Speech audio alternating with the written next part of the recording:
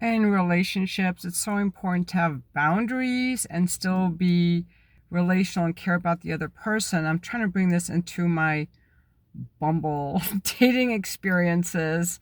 By the way, you won't find me on Bumble because I have paid for a membership, so my profile is hidden. Unless I swipe right on you, you won't see me. Anyway, so I like to just have a few messages and then either meet in person or have a video call. The reason I like to do the video call is for many reasons. I just like to do it now. And so what comes up for me is if a gentleman wants to do something different. Well, first I just wanted to do the video calls, and then I ran into a few people who wanted to meet. I'm like, okay, I can do that. Then I had somebody who wanted to have a phone call instead of a video call. And now I'm like, okay, well, I don't want to be rigid and controlling. You can see where I'm going with this, right? I don't want to be rigid and controlling, but yet I don't want to have a phone call. Could I have a phone call? Would I be willing to have a phone call? Well, I don't even know this gentleman. So I was really debating on this and, like not giving my power away. Would I be willing to do a phone call? And actually, I'm decided this morning I'm not willing to do a phone call. I want the gentleman to show me his face in the initial meeting. I want to see his face. I don't want someone to call me while they're at work or while they're in the car because their house is messy or they don't have good Wi-Fi or whatever. He said the reception that he's had on Bumble video calls hasn't been good. That's not my problem. I decided because I've had several video calls on Bumble. They're really good, but you need good Wi-Fi. And I'm guessing this gentleman doesn't have good Wi-Fi, or maybe he just has Bumble on his laptop. I'm not sure. And that's not my problem. I have high-speed fiber optic cable. I'm very fortunate. I live in the city. If he doesn't have good Wi-Fi, he probably lives out in the boonies somewhere, or maybe he has a messy place or has a bunch of roommates, or he works a lot.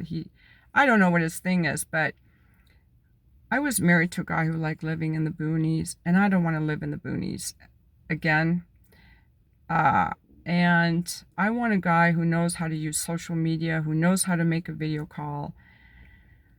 And if he doesn't want to have the video call over Bumble, I suggested Zoom.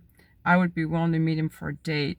And I'm trying to figure out like how to manage the online dating, because I have had people cancel the date at the last minute. Something came up. So what I've decided to do, I will either have a video call. If you don't know how to do the video call or you have bad Wi-Fi, that's not my problem.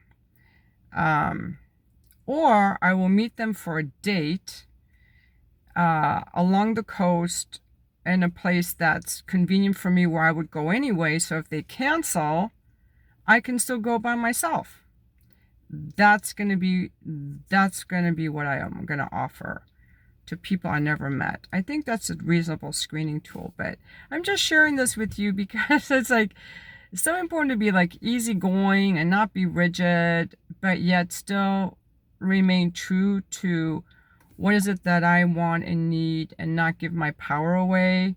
So I'm just noticing like different things like that come up for me.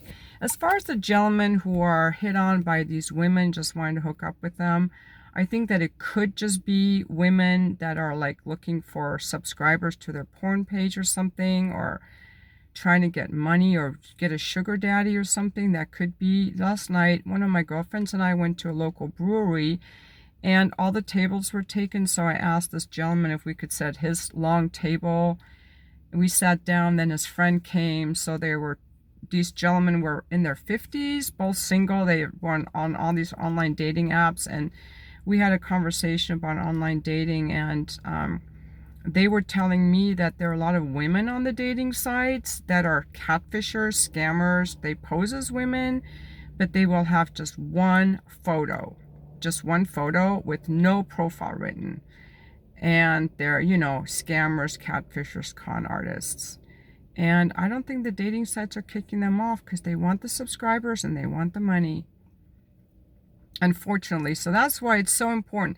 Like this gentleman that wanted the phone call. Maybe he's a catfisher. He wasn't super hot, but who knows? I want to see his face, you know, and I want a guy to put some effort in.